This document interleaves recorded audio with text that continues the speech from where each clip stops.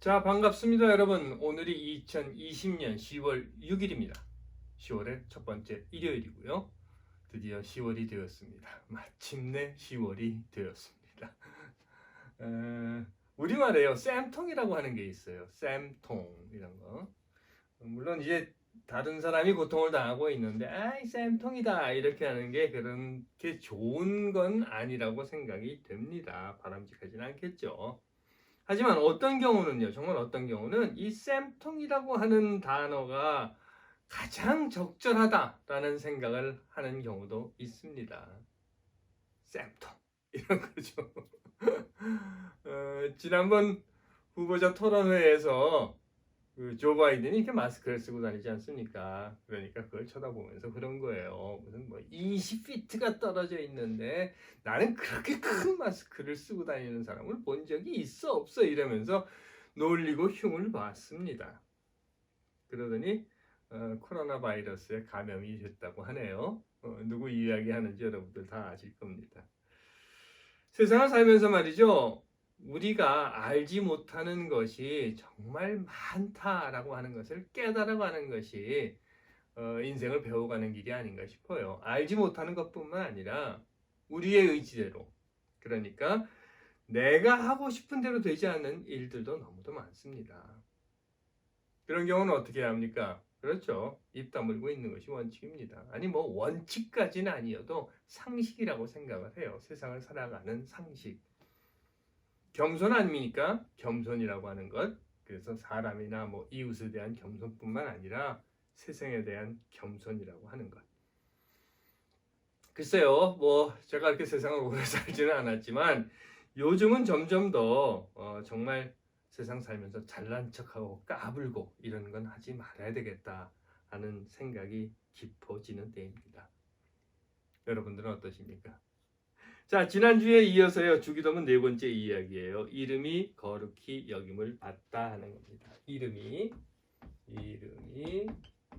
거룩히 여김을 받다. 원어에 보시면은요, 그대로 나와 있어요. 하기야스 데토 토 오노마스 이렇게 되어 있습니다. 하기야스예요. 오노마스. 영어에서도 뭐 여러분들 보시는 그대로입니다. Hello,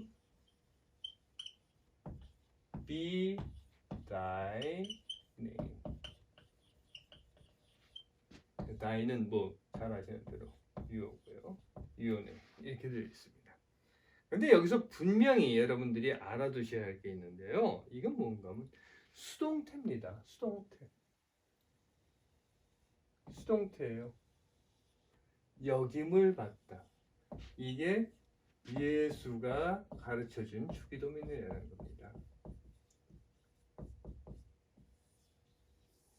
분명히 수동태로 가르쳐주는 거예요. 그러니까 이름이 스스로 거룩해지는 게 아닌 거죠. 그렇죠? 누군가로 인해서 거룩해져야 하는 겁니다. 누군가로 인해서. 무엇인가로 인해서 이렇게 거룩해져야 한다는 겁니다. 주기도문이 가르쳐주는 이야기가 이거예요. 그 뜻은 뭔가 하면 아버지의 이름이 거룩히 여김을 받을 수 있도록 해라 라고 하는 말입니다. 누가? 그렇죠? 그러면 그 거룩하게 여김을 받을 수 있도록 하는 게 누굽니까? 예수의 이야기는 그거죠.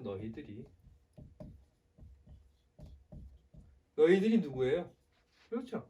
하나님을 아버지라고 부를 수 있는, 부모라고 부르는 너희들이 하나님의 이름이 거룩히 여김을 받도록 해야 한다라고 하는 겁니다. 글쎄요, 거룩하다? 거룩하다 여기 뭐 아기아스테토라고 나와 있는데요. 수동형으로 나와 있는데 거룩하다라고 하는 것. 아기오스. 이 거룩하다라고 하는 단어가 마음에 그냥 탁 와닿지 않으신다고 하면 이렇게 한번 해보죠. 칭찬? 또는 존경. 이렇게 하면 어떻습니까? 칭찬, 존경. 하나님의 이름이 칭찬과 존경을 받게 해라 라고 하는 겁니다. 그러면 어떻게 해야죠? 하나님이 내 이름이 칭찬과 존경을 받게 하기 위해서 하나님 스스로 다니면서 야, 내가 하나님인데 내 이름 칭찬해줘. 내 이름 존경해줘. 나를 존경해주고 나를 칭찬해줘. 나를 거룩하게 해줘. 이러고 다녀야 합니까? 그건 아니죠. 구약에 보시면은요, 예언자 중에 예레미야라고 하는 사람이 있어요. 예레미야. 이 예레미야가 무슨 말을 하는가 하면요. 아버지가 신포도를 먹었음으로 해서 아들의 이가 시리다라고 하는 말은 이제 더 이상 없다라고 하는 거예요. 보죠, 여기. 아버지가 있어요. 아버지. 그리고 아들이 있습니다. 그런데 아버지가 포도를 먹었어요. 포도가 좀 이상하게 생기긴 했지만 하여튼 포도를 먹었는데 이 포도가 아주 신포도예요. 신포도란 말이죠. 그러면 어떻게 되었는가 하면 아들의 이가 하여튼 뭐 아들의 이가 씌어진다는 거예요. 아버지가 신포도를 먹었는데 아들의 이가 시다라고 하는 말이 이들에게는 있었다는 거죠. 하지만 예레미야는 뭐라고 말하는가 하면 더 이상 이런 말은 없어 라고 이야기를 합니다. 무슨 말인가 하면요, 조상이 있지 않습니까?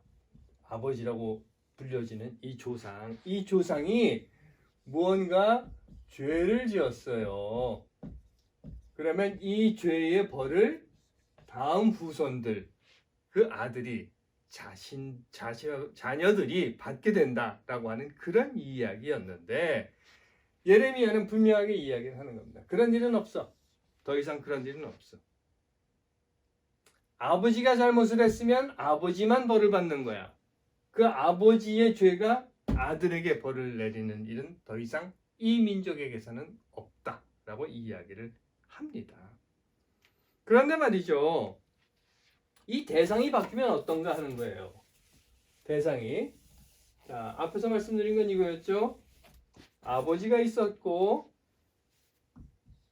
그리고 아들이 있는데 아버지의 죄로 인해서 아들이 벌을 받는 일은 없다라고 하는 것이었어요.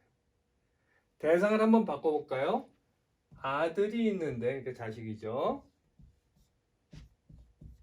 부모가 아들이 잘못해서 부모가 벌을 받는 일은 어떻습니까?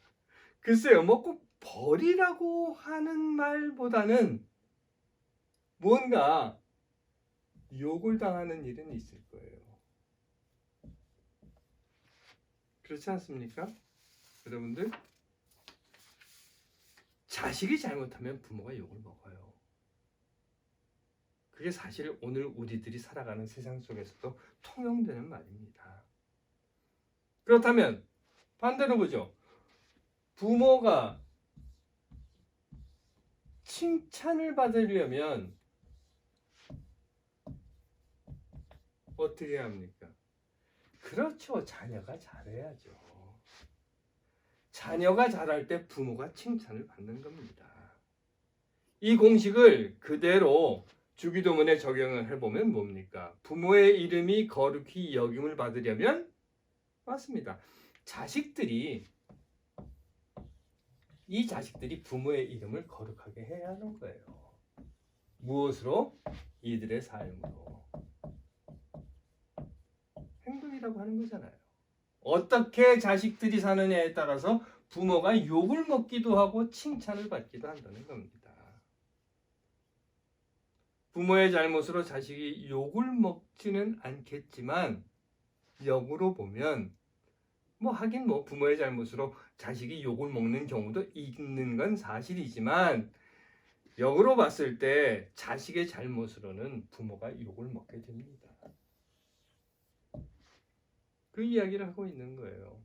다시 말씀드려서 부모가 칭찬을 받으려면 그렇죠?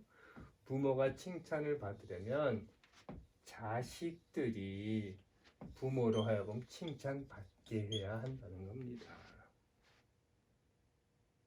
자기가 뭔가 칭찬받을 일을 했어요.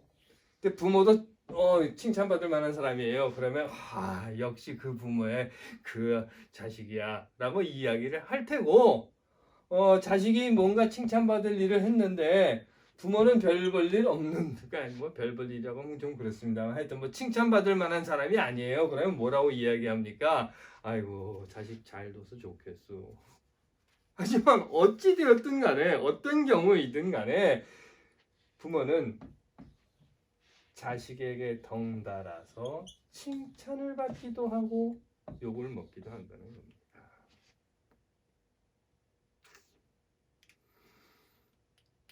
그러니 하나님 이름이 칭찬을 받게 하려면, 하나님 이름이 존경을 받게 하려면 어떻게 해야 돼요? 하나님의 백성이라고 하는, 하나님을 아버지라고 부르는 자들이 잘해야 하는 겁니다. 그들이 하나님의 이름을 칭찬받게 해야 하는 겁니다.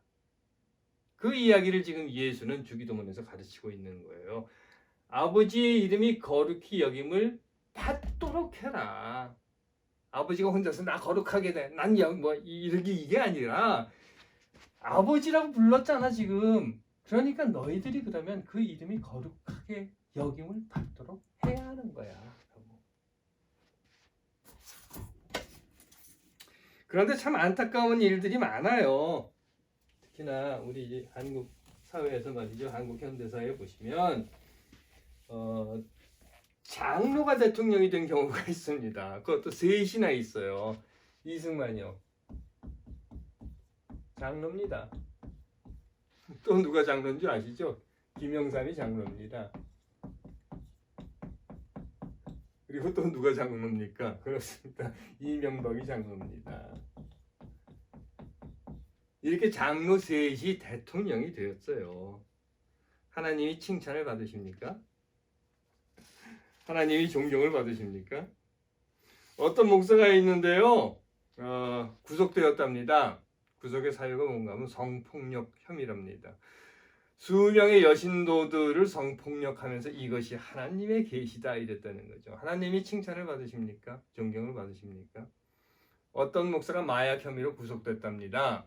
이 자가 원래 마약 전과 7범인데 어찌어찌해서 목사가 되었고 마약 퇴치 운동을 하다가 자기도 같이 그냥 그랬답니다. 하나님이 칭찬을 받으십니까?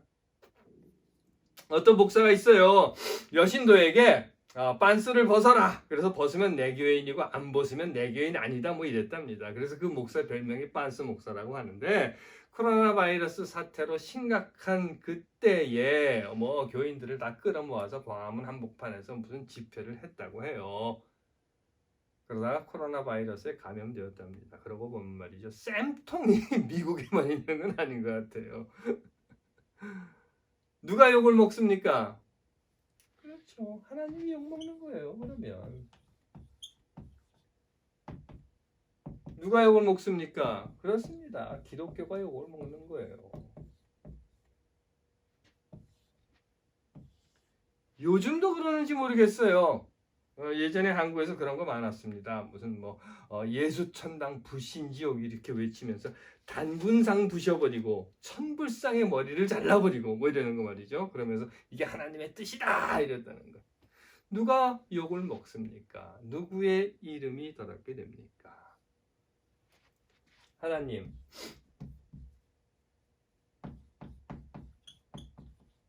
이름 거룩히 여김을 받게.